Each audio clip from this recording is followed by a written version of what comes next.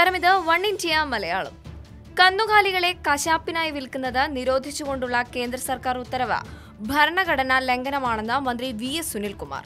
കേന്ദ്ര സർക്കാർ തീരുമാനം സംസ്ഥാന സർക്കാരുകളുടെ സ്വാതന്ത്ര്യത്തിനു മേലുള്ള കൈകടത്തലാണെന്നും അദ്ദേഹം പറഞ്ഞു.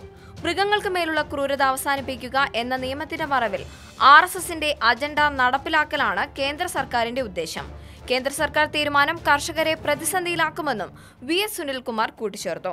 കേന്ദ്രത്തിന്റെ ഉത്തരവ് ഒരു കാരണവശാലും നടപ്പിലാക്കാൻ സാധിക്കാത്തതാണെന്നും സുനിൽകുമാർ പറഞ്ഞു. മോദി സർക്കാർ ഭരണഘടനാ വിരുദ്ധമായ തീരുമാനമാണ് എടുക്കുന്നതെന്ന് മന്ത്രി G സുധാകരനും അഭിപ്രായപ്പെട്ടു. ഇതൊരു രാഷ്ട്രീയമായ തീരുമാനമല്ല, ഇത് വർഗീയ തീരുമാനമാണ്. പാർലമെന്റിൽ പോലും ചർച്ച ചെയ്യാതെ ഏകപക്ഷീയമായി ഇത്തരമൊരു തീരുമാനം എങ്ങനെയാണ് എടുക്കുകയെന്നും അദ്ദേഹം ചോദിച്ചു. അതേസമയം ഉത്തരവ് സ്വാഗതാർഹമാണെന്ന് BJP നേതാവ് K സുരേന്ദ്രൻ അഭിപ്രായപ്പെട്ടു. കേരളത്തിൽ ആയിരക്കണക്കിന് രോഗം ബാധിച്ച കന്നുകാലികളെ ഒരു നിയന്ത്രണവുമില്ലാതെ ചെക്ക് പോസ്റ്റ് വഴി കടത്തിക്കൊണ്ടുവന്ന് അറക്കുകയാണ്. ഇത് ഗുരുതരമായ ആരോഗ്യ പ്രശ്നങ്ങളാണ് സൃഷ്ടിക്കുന്നതെന്നും അദ്ദേഹം പറഞ്ഞു. രാജ്യത്ത് കന്നുകാലികളെ കശാപ്പിനു വേണ്ടി വിൽക്കുന്നത് നിരോധിച്ചുകൊണ്ടുള്ള ഉത്തരവ് കേന്ദ്ര വനം പരിസ്ഥിതി മന്ത്രാലയം ചൊവ്വാഴ്ചയാണ് പുറത്തിറക്കിയത്.